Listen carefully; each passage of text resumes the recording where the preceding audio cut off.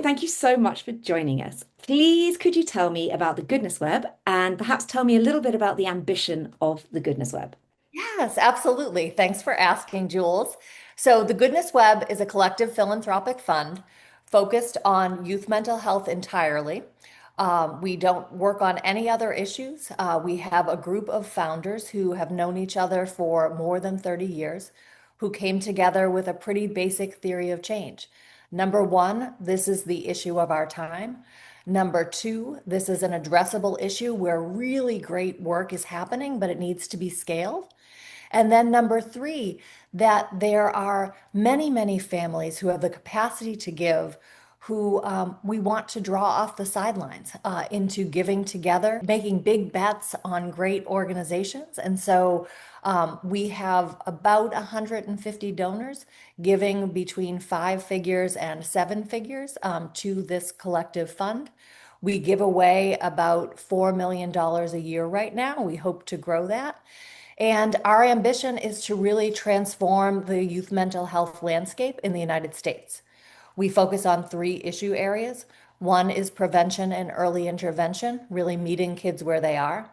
Two is policy and advocacy.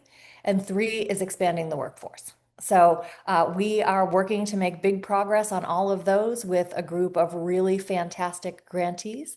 And our average grant size is about $1 million. Celine, that's an incredible overview. Thank you so much for that. Um, Perhaps if you could just tell us a little bit more about what you're able to achieve by working collaboratively in this way, and perhaps even give an example of something that you're able to achieve through this web effect that would be really Yeah. hard for donors to do individually. Yes. Oh, absolutely. So, number one, we do a lot with donor engagement. So, we know that people who care about this issue come to it first with their hearts. Most of us who are in this space have lived experience with mental health concerns in our families. And so, we know that that can be a really isolating experience. What we often do is bring together our donors in salons in cities around the US, as well as we just did our first major national retreat. So we had donors from 13 states around the country come together with us in Boston. There were about 60 of us total. And we learn together. So that's a really important part. We learn from our grantees and other experts in the field. And we create a space where people can talk about why they're here, why they care about kind of helping to accelerate progress on this issue. And we think that that's a really, really important thing for many of our donors. And then on the grant making side, we see just tremendous amounts of progress with our grantees. So we fund an organization called the JED Foundation. The JED Foundation works on college campuses and on high school campuses to reduce incidences of suicidality, depression, anxiety. And they just did a study of their first 10 years on hundreds of college campuses and saw just really profound reductions in all of those things. And so we know that it's possible. We do it by making big bets because we believe that these organizations need to be well resourced, and they can't be the average size of a grant in the US is $27,000. I've been a nonprofit CEO for dozens of years, and what you have to do is hire lots of development people instead of direct service providers to work with kids.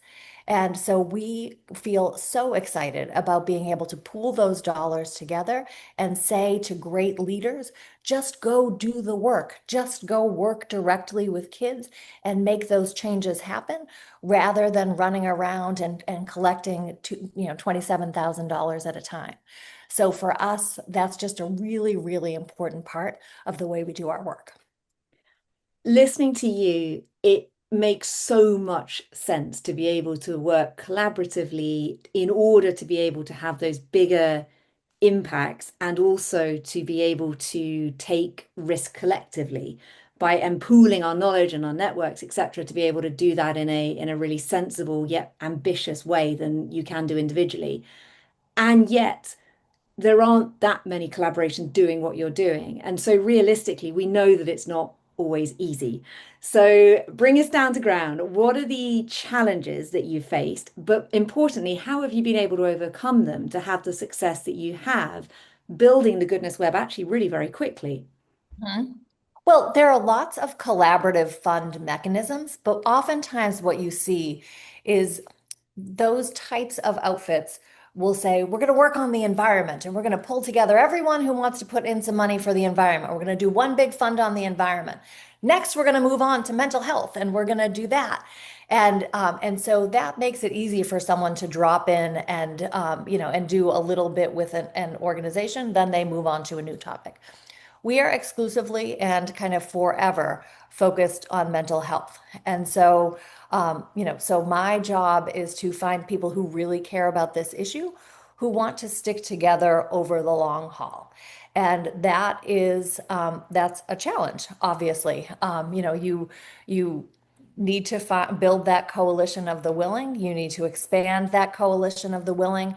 We know there are just incredible grantees. The last call I was on was our team talking about our pipeline and talking about all the organizations we really, really want to fund who are doing great work in the youth mental health space. And, it's my job to say, how do I go talk about those to people? And how do I keep the donors that we have involved in our work?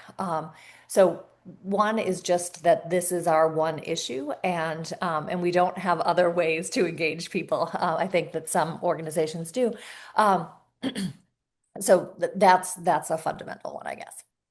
And actually, it's a really interesting point you're saying about the keeping donors engaged, because I think that is, again, what's really special about working collaboratively is Hmm. that it should be just an incredible experience to be part of, a family. So, can you just say just a little bit about your donor engagement? Because I think that is something very special about the way that the Goodness Web works. Yes, and I founded and ran two prior organizations that were also about kind of building a community where people feel like they're a part of something larger than themselves. So to me, that's a really, really important part of philanthropy is, no one is going to solve big, intractable, systemic problems on their own. And so finding that community of people where you, one, can just have that core connection to an issue that really matters in your personal life. Two, learn together so that you become better and better and better at figuring out how do we solve these problems? Why are they, so hard to make progress on? Who is doing the best work? And then bring some joy to it. I love to be able to bring our donors into a room, and we do this on a regular basis, and bring our grantees in to talk about some of the work that they're doing in youth serving organizations, some of the things that they're seeing, those sparks and moments that are, what we all kind of live for. And so for us, it's really important to do a lot of that in person. Um, and then second, we do as much as we can online. So we do fairly regular, conversations with our grantees. I interview them and just as a video, it's podcast-ish, but it's not a formal podcast. So anything that we can do to really kind of build those kind of through lines of connection and understanding are really important to us. And we think that like ultimately we're building the club that people who care about this issue want to join.